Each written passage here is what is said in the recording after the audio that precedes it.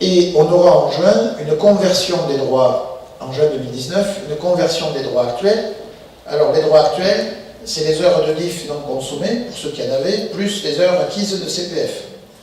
Se pose la question de savoir si on va plafonner tout ça à 150 heures ou pas, parce que ça peut dépasser. Si on ne plafonne pas, sur la base, ceux qui auront le droit complet à 150, enfin si on plafonne, pardon, ceux qui auront le droit complet à 150 heures, sur la base de 14,28 €, ça va faire 2142 ou 24, je ne sais plus, enfin bref, 2100 € disponible en juin. Et après, plus 500 € tous les ans, ou plus 800, suivant le cas. Bon.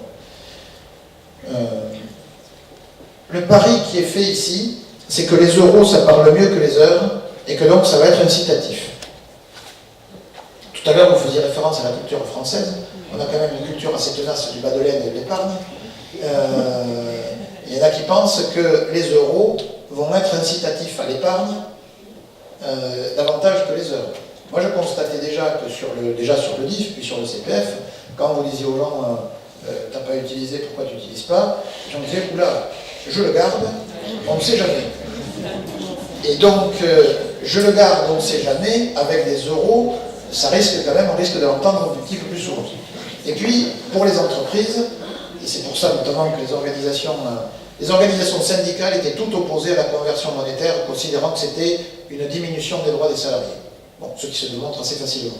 Et les organisations patronales étaient aussi opposées toutes à la monétisation, ce qui pouvait paraître plus surprenant, parce qu'on pourrait se dire pour une organisation patronale, le passage sur une notion économique, ça doit aller mieux quand même, pas du tout.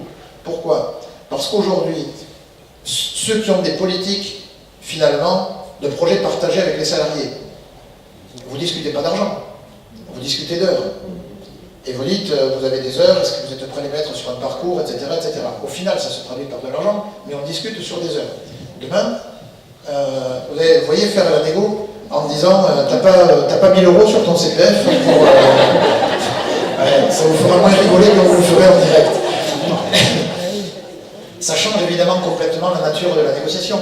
Quand je fais une négociation collective sur le sujet avec les organisations syndicales, je discute de parcours, je discute de formation, je discute d'objectifs.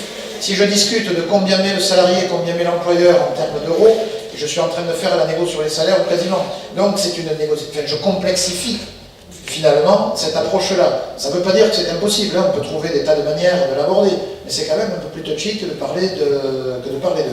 Donc il n'est pas sûr que le passage en euros soit très facilitant pour de la négociation et pour des projets partagés sur ce sujet-là.